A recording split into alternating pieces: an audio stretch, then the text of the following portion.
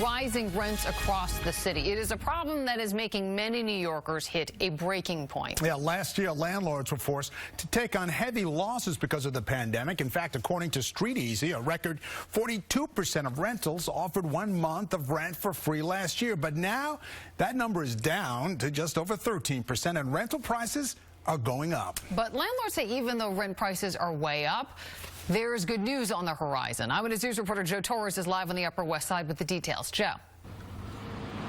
Listen, David, yeah, those concessions of 1 month free rent, those days are long gone. Listen to this. According to Rent.com, the average monthly rent for a studio apartment here in the 5 boroughs, $4,108. But listen to this. That represents an 87% annual increase. The result, many of the people who moved into the city during the pandemic are now finding out they may have to move out after the pandemic. Rebecca Jaffe knows all about the crazy price hikes faced by Manhattan renters. In February of 2021, she paid a COVID-friendly $1,400 a month for her Upper West Side studio apartment in a doorman building. 1 year later, the rent jumped to $1,850. This apartment pre-COVID would have been this price, if not more, because of the location. But it's a studio. And it's not, you know, my kitchen space is yay big. There's no shortage of renters who soaked up a pandemic-priced lease agreement, but who now face a post-COVID reality. A report by StreetEasy.com revealed Manhattan rents this year were nearly $1,000 more per month than last year, hitting a record $3,695. But Krista Nickols says don't blame landlords. The real estate broker at SERHANT told us losses suffered by landlords during the pandemic are gone forever.